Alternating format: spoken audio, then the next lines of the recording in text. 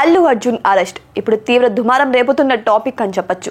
ఈ టాపిక్ కొద్దిగా ఇప్పుడు మోహన్ బాబు మెడకు చుట్టుకుందా అంటే అవుననే వివాదాలే వినిపిస్తున్నాయి. అయితే చట్టం అందరికి సమానమైనప్పుడు అల్లు అర్జున్ ని అరెస్ట్ చేసిన పోలీసులు మోహన్ బాబుని ఎందుకు అరెస్ట్ చేయలేదు అన్న ప్రశ్నలు కూడా ఇప్పుడు తలెత్తుతున్నాయి. అయితే 2 రోజుల క్రిందట జర్నలిస్టు పై దాడి చేసిన మోహన్ బాబుని ఎందుకు పోలీసులు అరెస్ట్ చేయడం లేదు అని ప్రతి ఒక్కరు కూడా ప్రశ్నిస్తున్నారు. చట్టం అందరికి సమానమైనప్పుడు మోహన్ బాబును కూడా అరెస్ట్ చేయాలి కదా, కేసు ఫైల్ చేసి కూడా ఇప్పటికి 2 డేస్ అవుతుంది, అరెస్ట్ చేయాలి కదా అన్న నినాదాలు కూడా ఇప్పుడు మనకి వినిపిస్తున్నాయని చెప్పొచ్చు. అయితే ఇప్పుడు అల్లు అర్జున్ ఇంటికి వెళ్ళి మరి పోలీసులు అరెస్ట్ చేయడం జరిగింది, ఆయన రిమాండ్ లెక్ తీసుకోవడం కూడా జరిగింది, ఇప్పుడు బెయిల్ కూడా మంజూరు చేయడం కూడా జరిగింది. సో ఇదంతా ఒక పద్ధతి ప్రకారం జరిగింది. ఏదైతే సంధ్య థియేటర్లో జరిగిన ఘటనతో అల్లు అర్జున్ అయితే అరెస్ట్ చేయడం జరిగింది. కానీ ఇక్కడ చూస్తే మోహన్ బాబు విషయంలో పోలీసులు ఎందుకంత నెగ్లెక్ట్ గా ఉన్నారు, ఎందుకంత ఆలస్యం చేస్తున్నారు అని ఇప్పుడు మీడియా వాళ్ళు కూడా ప్రతి ఒక్కరు ధ్వజమెత్తుతున్నారు మోహన్ బాబు మీద. అయితే జర్నలిస్టుల మీద అంత విచక్షణ రహితంగా మోహన్ బాబు అయితే దాడి చేయడం అయితే జరిగింది. దీని మీదనే కేసు ఫైల్ అయింది. అక్కడ మీడియా కవరేజ్ కోసమని వెళ్ళిన ఒక జర్నలిస్ట్ మీద విచక్షణ లేకుండా మోహన్ బాబు మైకులు లాక్కొని వాళ్ళ మీద దాడులు చేయడం జరిగింది. సో ఆ దాడి విషయమై పోలీస్ స్టేషన్లో మోహన్ బాబు మీద కేసు ఫైల్ అయింది. కానీ ఇప్పుడు నడుస్తున్నది ఏంటి అంటే మోహన్ బాబు అరెస్టుకి రంగం సిద్ధమైంది అని. ఇదే తరుణంలో పోలీసులు మోహన్ బాబు ఇంటికి కూడా వెళ్లడం జరిగింది, కానీ ఆయన అక్కడ లేరు. అలాగే మోహన్ బాబు కోసం 5 ప్లేసుల్లో కూడా పోలీసులు గాలించారు, అయినప్పటికీ మోహన్ బాబు ఎక్కడా కనిపించడం లేదు. దీన్ని బట్టి ఏం తెలుస్తుందంటే మోహన్ బాబు పరారీలో ఉన్నారు అని మరి కొందరు వాపోతున్నారు.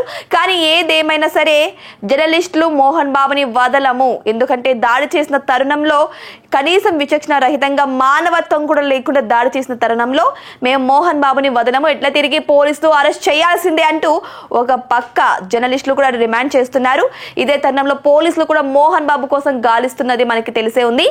అయితే ఇప్పుడు మోహన్ బాబు చివరికి పోలీసుల అదుపులోకి వస్తారా, లేక నిజంగానే పరారీ అయ్యారా, లేకపోతే ఈ కేసులను తప్పుదోవ పట్టించడానికి వీళ్ళు చేస్తున్న డ్రామానా, ఏదైతే ఇప్పుడు తేలాల్సి అయితే ఉంది.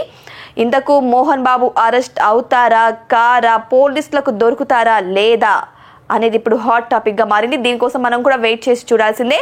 ఇటు కేవలం అందరికీ చట్టం సమానము అంటున్నారు, మరి జర్నలిస్టుకు కూడా న్యాయం జరుగుతుందా, ఎవరైతే బాధితులు ఉన్నారో వారికి న్యాయం చేకూరుతుందా, న్యాయస్థానం అందరికీ సరైన న్యాయం ఇస్తుందా అని కూడా ప్రతి ఒక్కరూ డిమాండ్ చేస్తున్నారు. కానీ కొందరి మాట ఏంటంటే చట్టం ఉన్నవారి సొత్తు అని కొంతమంది అంటున్నారు. ఎందుకంటే ఇక్కడ తప్పు చేసినా సరే చట్టం వారి మాటలే వింటుందని మరికొందరు అంటున్నారు. కానీ చట్టం ముందు చిన్న పెద్ద తేడా లేదు అని చెప్పేసి రీసెంట్ గా సీఎం రేవంత్ రెడ్డి కూడా స్పందించడం జరిగింది. ఇదే తరుణంలో సీఎం రేవంత్ రెడ్డి కూడా కొన్ని వివాదాలను ఎదుర్కొంటున్నారు. బీఆర్ఎస్ వర్కింగ్ ప్రెసిడెంట్ కేటీఆర్ కూడా ఇదే మాటపై స్పందించారు. చట్టం అందరికీ సమానమైనప్పుడు సీఎం రేవంత్ రెడ్డిని కూడా అరెస్ట్ చేయాలి కదా. మొన్న హైడ్రా విషయంలో 2 ఆత్మహత్య చేసుకున్నారు. ఎవరి కారణంగా? సీఎం రేవంత్ రెడ్డి కారణంగా. ఇదే తరుణంలోనే హరీష్ రావు కూడా వ్యాఖ్యలు చేస్తున్నారు. ఎవరి వల్లైతే ప్రాణ నష్టం జరిగిందో వారిని అరెస్ట్ చేయాలి, కానీ మీకెందుకు చట్టం సమానంగా లేదని వారు కూడా ప్రశ్నిస్తున్నారు. మరోపక్క కూడా కేఏ పాల్, లక్ష్మీ పార్వతి కూడా చంద్రబాబుపై ధ్వజం ఎత్తుతున్నారు. ఆయన మీటింగ్ల కారణంగానే కొంతమంది చనిపోయారు అని. సో దీని వల్ల కూడా చంద్రబాబుని అరెస్ట్ చేయాలి కదా అని ఇటువైపు వీరు కూడా ధ్వజమెత్తుతున్నారు. ఇప్పుడు ఈ వివాదం అంతా కూడా సీఎం రేవంత్ రెడ్డి చేసిన వ్యాఖ్యలపైన ఆధారపడి ఉంది. చట్టం అందరికీ సమానమైనప్పుడు అందరికీ వర్తిస్తుంది. అయితే చట్టం పెద్దలకు ఒక రకంగా, మిగిలిన వారికి ఒక రకంగా ఉందంటూ ఇక్కడ అందరూ ఒకరి మీద ఒకరు దుమ్మెత్తి పోసుకుంటున్నారు అనేది మనకి ఇక్కడ స్పష్టంగా కనిపిస్తుంది.